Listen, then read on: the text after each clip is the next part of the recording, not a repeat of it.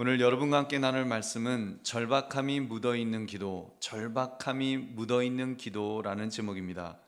여러분, 코로나로 인해서 우리 기도의 모습이 좀 바뀐 것이 있다면 절박함이 좀 이렇게 줄어들지 않았는가, 이런 생각을 좀 해봅니다. 여러분, 분명히 우리 코로나로 인해서 상황은 굉장히 정말 절박하게 기도해야 되는 그런 상황인데, 아마 다른 어려움들을 만났다면 우리가 정말 막 부르짖어 기도하고 막 정말 막 모여서 얼마나 힘있게 그렇게 기도했을 그런 일인데, 여러분, 일단 하여튼 이게 비말하고 또 관련되다 보니까 굉장히 기도하는 것 자체가 소리도 지르지 못하고 하면서 많이 위축되지 않았나, 그런 생각이 듭니다. 그러다 보니까 분명히 우리가 처한 형편은 굉장히 절박한데, 우리의 기도의 모습은 이렇게 정말 부르짖어 기도하고 절박하게 기도하는 그런 것들이 많이 잊혀져 버린 그런 우리의 기도의 모습은 없는가, 한번 그런 생각을 해봤습니다. 여러분, 그렇게 볼 때 나의 지금 기도의 모습은 어떠한지요? 혹시 그냥 맥이 다 빠져버린 그런 기도의 태도는 아닌가, 내 자신을 한번 점검해 보자는 것입니다. 여러분, 성경은요, 우리에게 기도를 할 때 굉장히 좀 간절함으로 기도해라, 열정을 가지고 기도해라, 하여튼 혼신을 다해서 정말 강청하여 막 졸라서라도 그렇게 기도하라는 그런 말씀들로 가득 차 있습니다. 그러므로 오늘 말씀, 절박함이 묻어있는 기도라는 제목을 가지고 나의 기도의 태도를 점검하시는 이 밤이 되시기를 주님의 이름으로 축원합니다. 오늘 본문은 마가복음에 등장하는 예수님의 마지막 치유의 역사입니다. 사건은 여리고에서 일어났습니다. 예수님께서 맹인 거지 바디메오라는 사람의 눈을 뜨게 하신 사건이 오늘 본문의 내용입니다. 이 사건을 통해서 바디메오가 어떻게 예수님에게 다가갔는지, 바디메오가 어떻게 예수님에게 그렇게 강청하며 그렇게 자기를 낫게 해달라고 기도했는지, 우리가 그 모습을 우리가 한번 생각해 보고자 합니다. 여러분, 첫 번째로요, 대상을 분명히 하여 여러분 기도해야 합니다. 우리 46절 47절 말씀 우리 같이 읽겠습니다. 시작.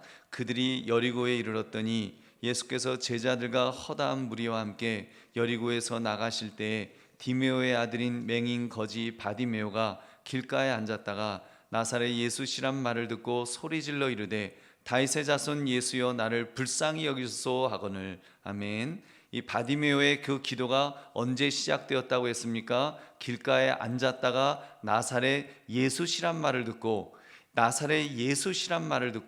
그때 기도가 시작되었다고 했습니다.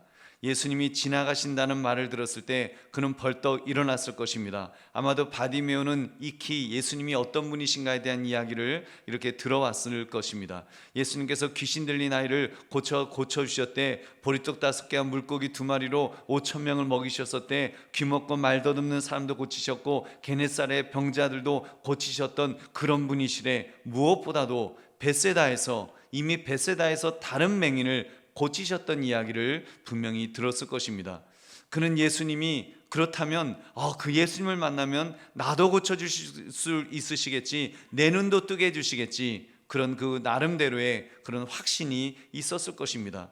그는 예수님이 누구신지 정확히는 몰랐겠지만 구원자가 되심을 믿었을 것입니다. 그렇기 때문에 예수님께서 그에게 내 믿음이 너를 구원하니라, 예수님께서 분명히 바디메오의 믿음을 보시고 너의 믿음이 너를 구원했다라고 그렇게 선포하셨습니다. 그리고 더 중요한 것은 그가 보게 된 후에 예수를 길에서 따르니라, 예수님을 그 이후에 병 고치는 것으로, 눈 뜬 것으로 끝난 것이 아니라 그 다음부터는 예수님을 따르는 자로, 예수님을 따르는 제자로서의 길을 가기 시작했다는 것을 오늘 성경은 말씀합니다.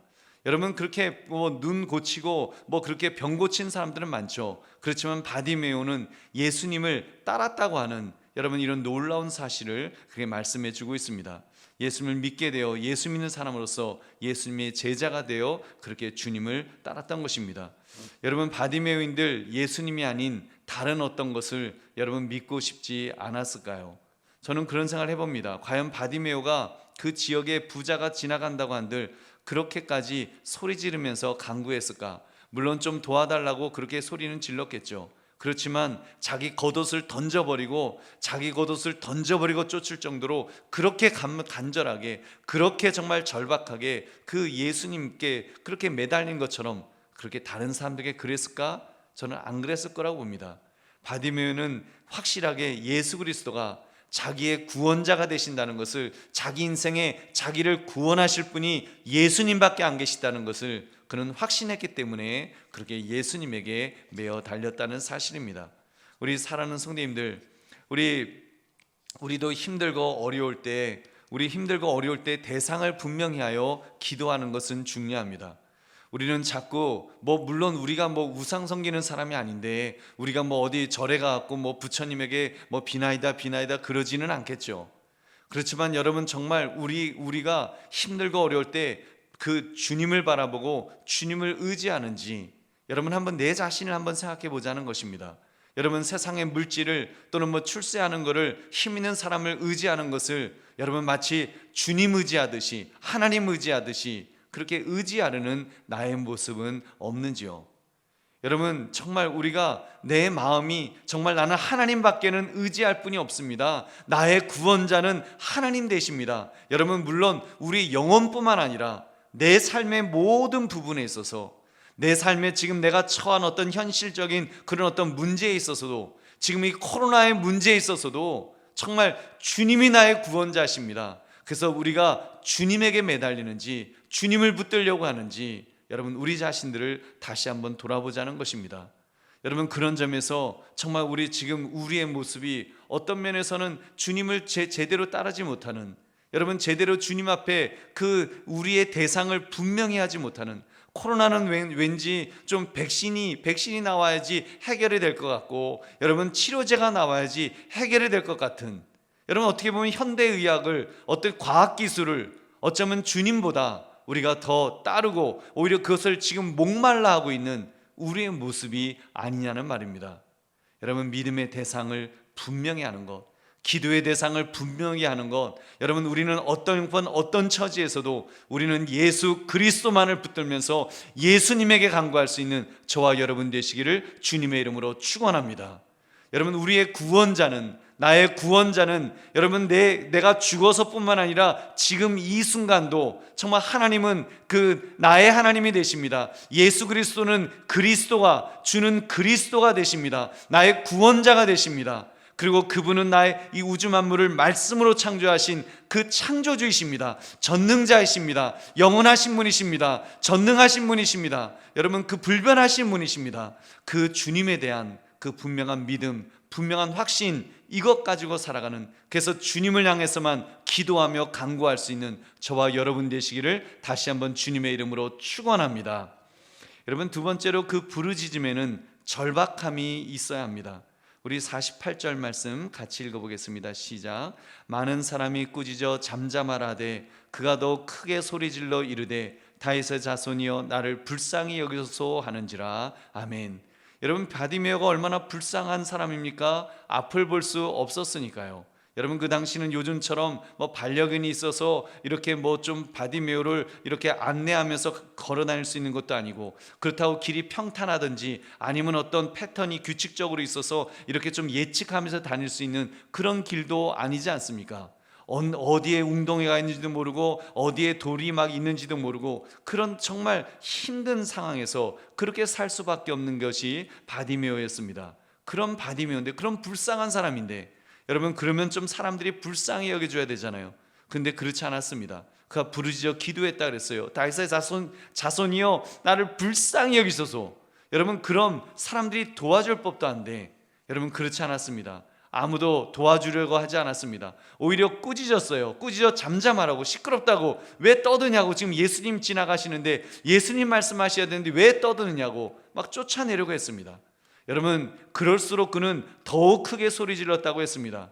여러분, 반대가 있으면 있을수록 그는 더 크게 소리 질렀다고 했습니다. 자기를 불쌍히 여겨달라고, 자기를 불쌍히 여겨달라고 여러분 크게 소리 질렀던 이 바디메오의 모습을 우리는 분명히 여러분 보고 배워야 될 것입니다. 이 비슷한 비유를 예수님은 여러 번 하셨습니다.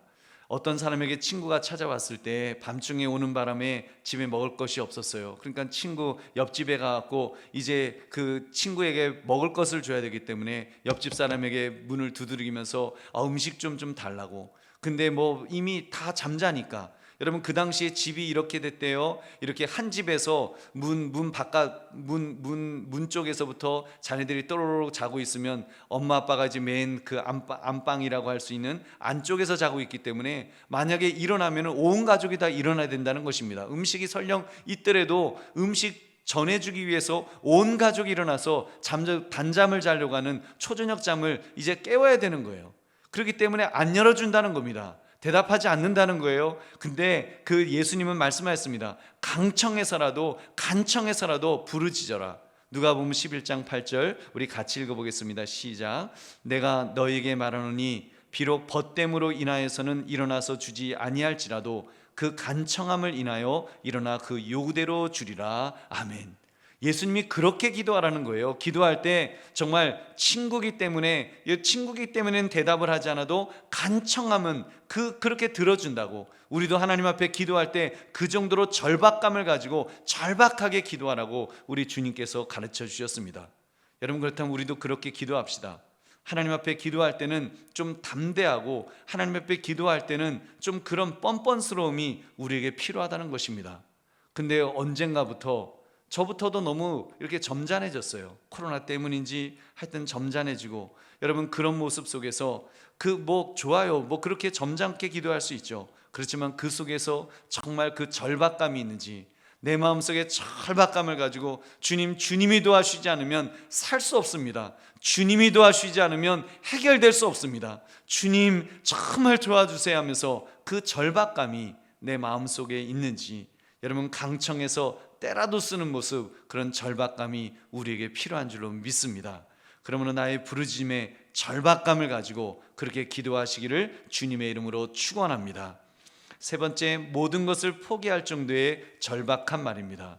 여러분 그런 절박감으로 우리가 기도해야 돼요. 49절 50절 같이 읽겠습니다. 시작. 예수께서 머물러 서서 그를 부르라 하시니 그들이 그 맹인을 부르며 이르되 안심하고 일어나라 그가 너를 부르신다 하매 맹인이 겉옷을 내버리고 뛰어 일어나 예수께 나아오거늘. 아멘. 바디메오는 지금 자신의 겉옷까지 내버리고 뛰어나왔다고 했습니다. 여러분 일교차가 큰 팔레스타인 지방에서 이 겉옷은 이불이었어요.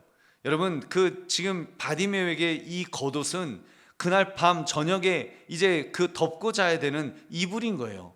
여러분 지금이야 누가 옷 벗어놓는다고 누가 집어가겠습니까? 근데 우리나라도 불과 한 20년 30년 전 그런 때는요 다 집어갔어요. 집에다가 이렇게 옷 걸어놓으면 그 티셔츠 같은 걸 걸어놓으면 그거 집어갔어요. 여러분 근데 이 2000년 전에 그런 정말 그 옷 하나가, 그 옷감이 얼마나 소중한 건데, 아무리 거지라도 여러분 그 거지들이 얼마나 많아요. 얼마든지 그거 다 겉옷을 버려두고 여러분 쫓아갔다고 하는 것은 자기 유일한 재산, 가장 필수품까지 그것까지도 내어놓으면서 그냥 그것까지도 별거 아닌 거야, 이거 아무것도 아니야, 내가 지금 주님에게 달려가는데, 주님에게 기도하는데 주님이 나를 도와주셔야 되는 이 일에 있어서는 그 가치가 그런 건 아무것도 아니라고 하는 지금 그런 마음가짐으로 그런 절박감, 그 간절함 속에서 주님을 찾았다는 것입니다. 여러분 주님 앞에 나오는 자는 이런 각오가 필요합니다. 가치 판단이 분명해야 됩니다. 무엇이 소중한지 무엇이 소중하지 않은지 우리가 그걸 판단을 해야죠.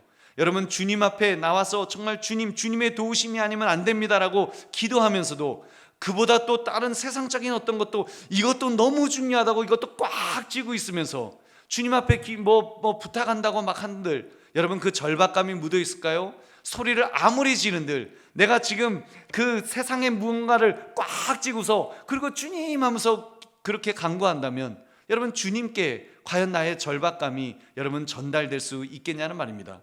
목이 다 쉬면서 기도한들 여러분 절박감이 과연 전달이 될 수 있을까요?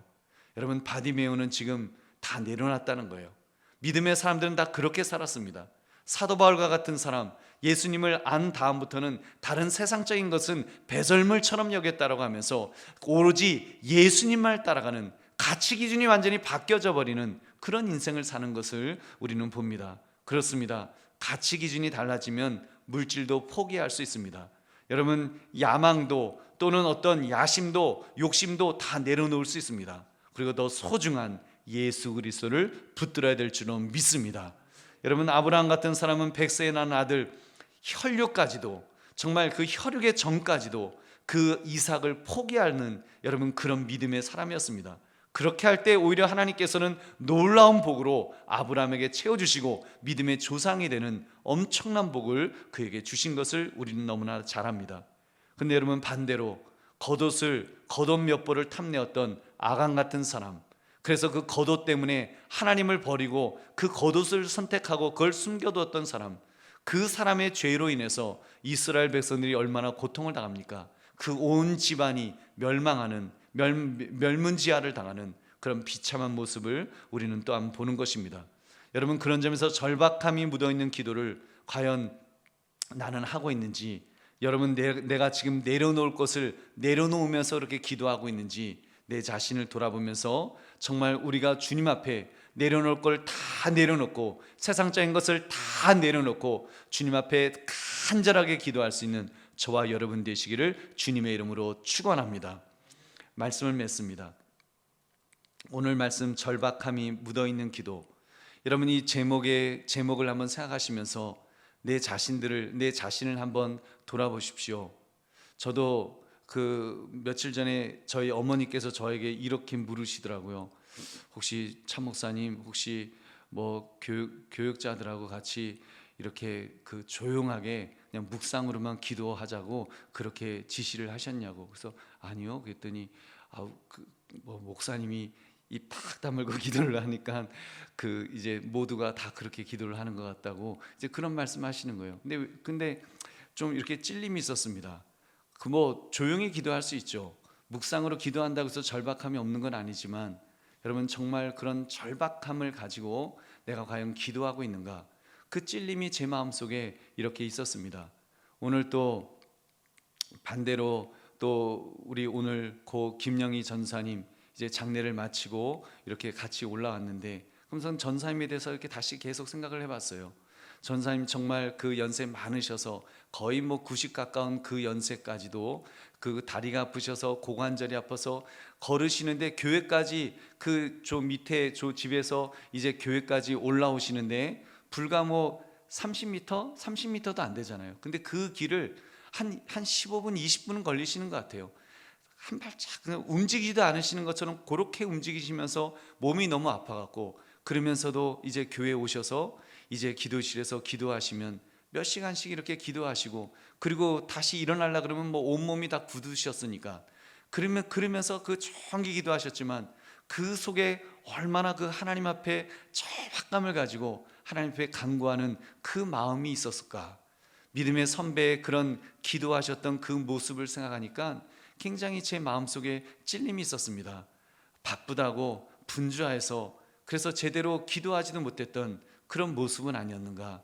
그러면서 여러분, 오늘 이 말씀을 우리가 묵상하면서 이 바디메오가 정말 절박감을 가지고 주님을 찾았던 것처럼 여러분, 우리도 그렇게 주님을 찾을 수 있기를 바랍니다. 정말 절박감을 가지고 뭐 소리 안 질러도 괜찮아요.